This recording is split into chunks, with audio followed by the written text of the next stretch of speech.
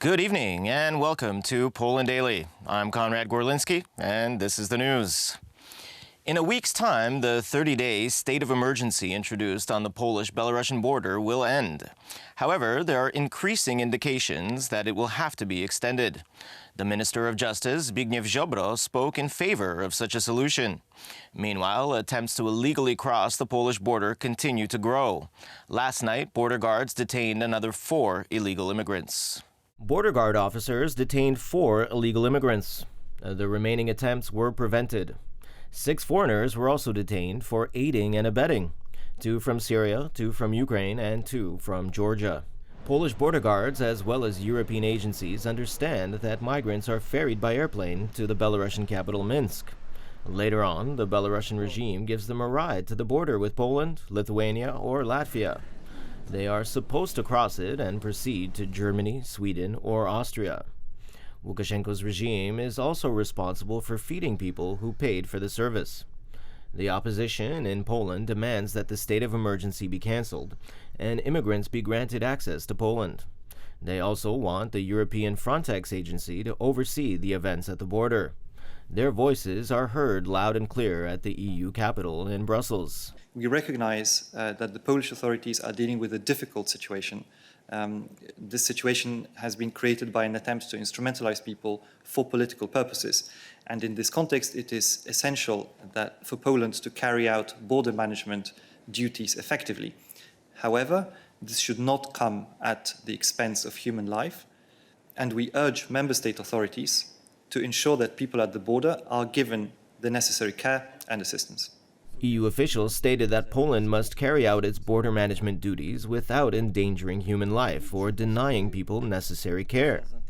However, Poland, which has one of the largest border forces in the EU, has not requested Frontex assistance, though the agency is helping in nearby Lithuania and Latvia, which also share a border with Belarus. When it comes to assistance by Frontex, I also expressed yesterday our position, as mentioned previously by Commissioner Johansson. From our perspective, it would be a good idea for our shared border to be protected using our shared resources, namely those provided by the agency.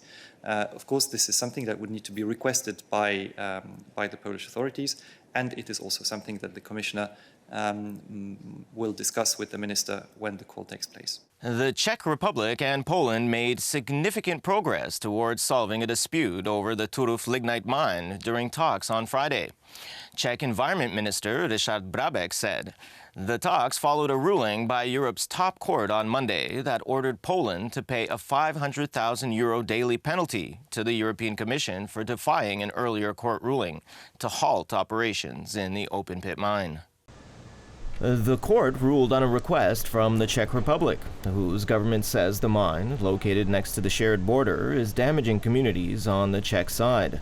Poland vowed to keep the mine running, however. Brabec said the dispute could be solved out of court. After today's talks, we see significant progress in some of the points, and we believe that after further talk, there will be even more progress. Brabec said that he expected to meet his Polish counterpart, Michał Kurtyka, on Monday, and after that, expert teams would meet a week later. We are still interested in an agreement, not to escalate this further. We both have lines which we cannot cross, but we see the possibility to reach an agreement, Brabec said. The Turów mine has been operating for more than a century, but has recently expanded further towards the Czech border. At the same time, European Union officials claim they will deduct a €500,000 penalty from Poland's EU funds. The Polish press agency quoted a Eurocrat saying, "If the payment is not made and after allowing the member state to provide explanations, the financial penalty must be retrieved by deducting it from the payments that the member state is eligible to receive." The European Commission said this without specifying the deadline in Poland's case. Poland's Prime Minister, Mateusz Morawiecki, said on Tuesday that Poland will not shut down the disputed mine, as this would deprive millions of households of electricity. Meanwhile, the Polish Minister of Justice, Zbigniew Ziobro, considers Europe's top court decision as illegal. Ziobro said that the EU treaty says that penalties can be applied, but only once a ruling is issued. But this is only a temporary measure. According to officials, the Court of Justice of the European Union assumed powers that are not granted to it by the European treaties. And President Andrzej Duda has concluded his visit to the United States.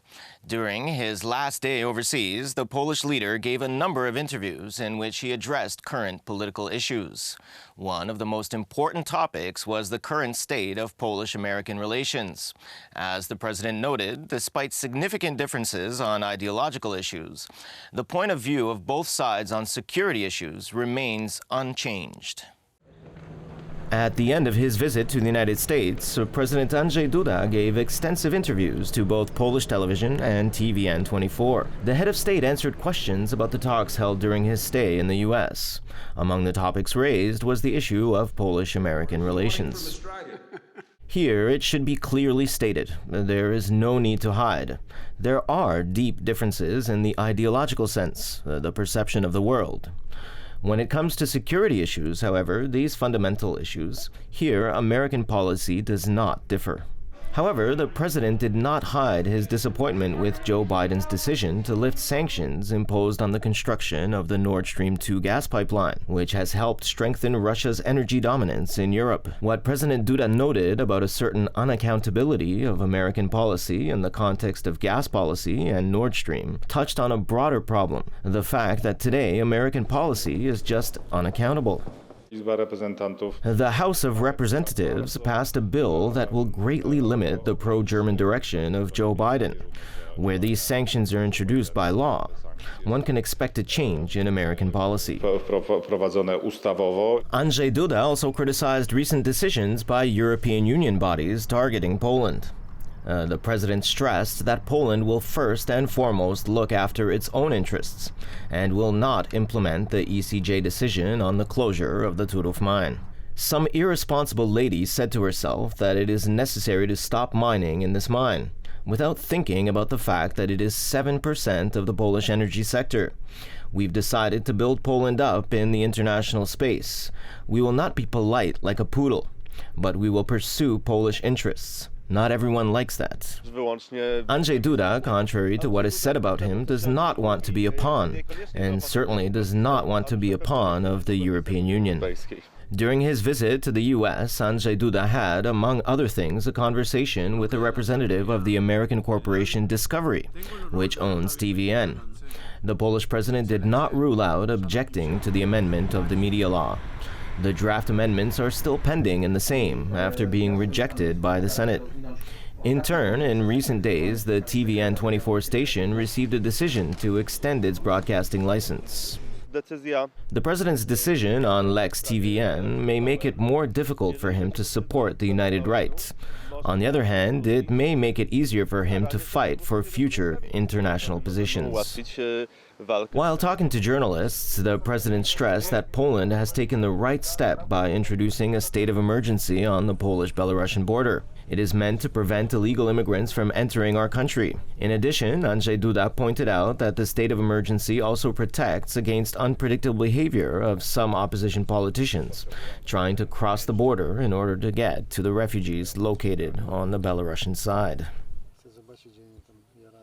And finally, a project called by Name is underway in Warsaw. It concerns families of Poles who were murdered for helping Jews during World War II.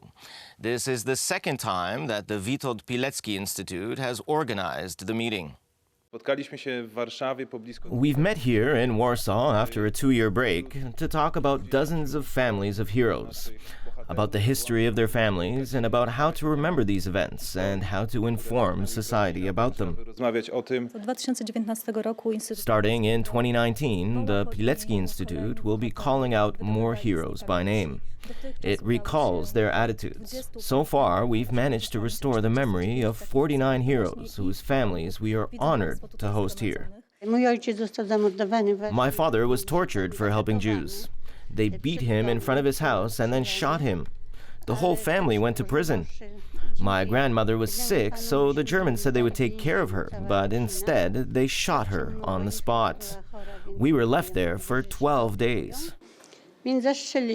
Thanks for tuning in this evening, and stick around for Poland Daily Weather, Poland Daily Business and other programs, but for me, it's have a great Saturday night.